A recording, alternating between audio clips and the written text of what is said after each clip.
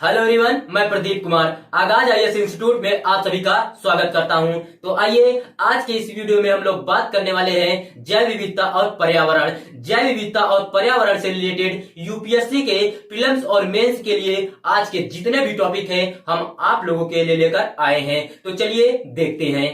तो देखिए, प्रीलिम्स के लिए जो टॉपिक है वो पर्यावरण संवेदनशील क्षेत्र इको सेंसिटिव जोन राष्ट्रीय वन्यजीव कार्य योजना 2002 से 16 और मेंस के लिए जो टॉपिक है वो ईएसजेड के आसपास गतिविधियां और ईएसजेड का महत्व और ईएसजेड से संबंधित चुनौतियां। आइए हम यूपीएससी के प्रीलिम्स और मेंस के इन सभी टॉपिक के बारे में पूरे विस्तार से चर्चा करते हैं। तो देखिए चर्चा में क्या है, आइए समझते हैं। सर्वोच्च न्यायालय ने संरक्षित वनों के आसपास इको सेंसिटिव जोन ईएसजेड के संबंध में पूर्व के अपने फैसले को संशोधित करते हुए कहा कि ईएसजेड पूरे देश में एक समान नहीं हो सकते हैं, अतः इसे विशिष्ट संरक्षित क्षेत्र के अनुरूप होने की आवश्यकता है। ईएसजेड पर सर्वोच्च न्यायालय के पूर्व के फैसले क्या है, आइए हम लोग समझते हैं। सबसे पहले पूर्व के फैसले क्या है, आइए देखते हैं। जून 2022 में सर्वोच्च न्यायालय ने आदेश दिया कि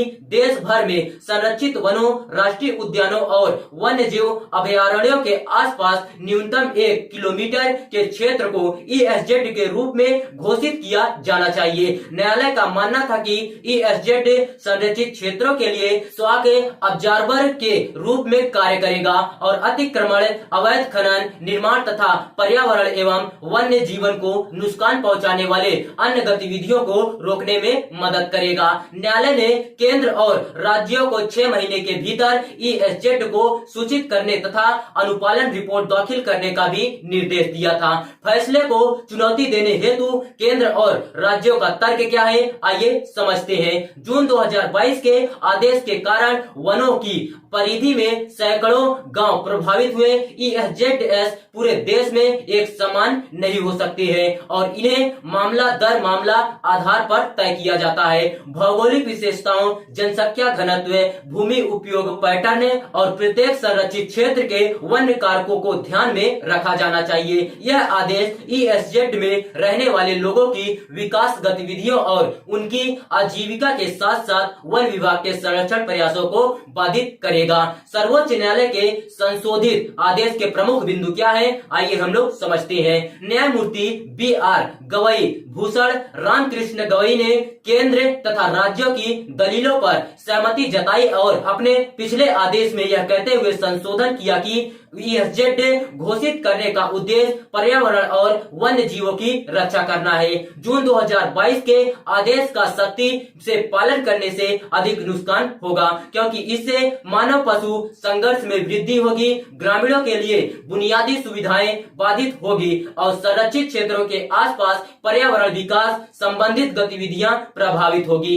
केंद्र और राज्यों को अपने प्रस्तावों के अनुसार या 6 महीने के भीतर विशेषज्ञ समितियों की सिफारिशों के अनुसार ईएसजेड को अधिसूचित करना चाहिए। हालांकि राष्ट्रीय उद्यानों, वन्य जीव अभयारण्यों के भीतर और उनकी सीमा से 1 किलोमीटर के क्षेत्र के भीतर खनन की अनुमति नहीं होगी। पर्यावरण संवेदनशील क्षेत्र इको सेंसिटिव जोन क्या है, आइए समझते हैं। सबसे पहले हम लोग शासी विधान देखते हैं। पर्यावरण संरक्षण अधिनियम 1986 के तहत MOEFCC की राष्ट्रीय वन्य जीव कार्य योजना 2002 से 2016 में निर्धारित किया गया है कि राज्य सरकारों को राष्ट्रीय उद्यानों और वन्यजीव अभयारण्यों की सीमाओं के 10 किलोमीटर के भीतर आने वाली भूमि को पर्यावरण संवेदनशील क्षेत्रों ईएसजेडएस के रूप में घोषित करना चाहिए। विस्तार क्या है, आइए देखते हैं। हालांकि 10 किलोमीटर के नियम को एक सामान्य सिद्धांत के रूप में कार्यान्वित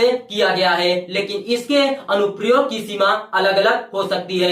पारिस्थितिक रूप से महत्वपूर्ण एवं विस्तृत क्षेत्रों जिनका क्षेत्रफल 10 किलोमीटर से अधिक हो को केंद्र सरकार द्वारा ईएसजेड के रूप में अधिसूचित किया जा सकता है। ईएसजेडएस के भीतर प्रतिबंधित गतिविधियां क्या है, आइए देखते हैं। वाणिज्यिक खनन है, आरा मिले, प्रदूषण फैलाने वाले उद्योग और प्रमुख जल विद्युत परियोजनाएं और लकड़ी का व्यावसायिक उपयोग। और अनुमत गतिविधियां क्या है, तो देखिए कृषि या बागवानी प्रथाएं, है वर्षा जल संचयन और जैविक खेती, नवीकरणीय ऊर्जा स्रोतों का उपयोग, हरित प्रौद्योगिकी को अपनाना। और महत्व क्या है? तो महत्व है ESZS इन सीटू संरक्षण से में मदद करते हैं, वनों की कमी एवं मानव पशु संघर्ष को कम करते हैं, नाजुक पारिस्थितिकी तंत्र पर नकारात्मक प्रभाव को कम करते हैं। ESZS संबंधित चुनौतियां क्या है? आइए देखते हैं। जलवायु परिवर्तन के कारण ESZS पर भूमि, जल और पारिस्थितिकी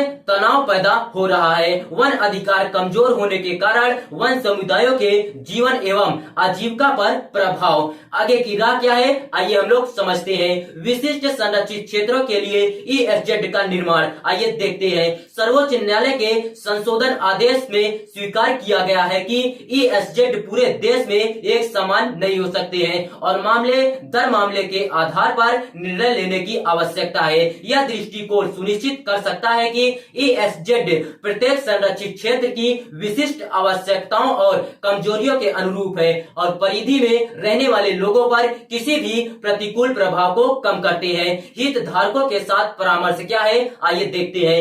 ESZ तय करने की प्रक्रिया में केंद्र और राज्यों को स्थानीय समुदायों, वन विभागों, पर्यावरणविदों और विशेषज्ञों सहित सभी हितधारकों को शामिल करना चाहिए। यह सुनिश्चित कर सकता है कि अंतिम निर्णय में सभी पक्षों की चिंताओं और सुझावों पर विचार कर उनका समाधान किया जाए। संरक्षण और विकास को संतुलित करना, आइए देखते हैं। संशोधित आदेश में इस बात पर जोर दिया गया है कि ESZ घोषित करने का उद्देश्य नागरिकों की दिन प्रतिदिन की गतिविधियों में बाधा डालना नहीं है, बल्कि पर्यावरण और वन्य जीवन की रक्षा करना है। इसीलिए केंद्र एवं राज्यों को संरक्षित क्षेत्रों और परिधि में रहने वाले लोगों की विकास संबंधी जरूरतों के बीच संतुलन बनाना चाहिए। यह ESZ में पर्यावरणीय पर्यटन, अस्थायी आजीविका और हरित बुनियादी ढांचे को बढ़ावा देकर प्राप्त किया जा सकता है। निगरानी और प्रवर्तन क्या है? आइए देखते हैं। संशोधित आदेश केंद्र और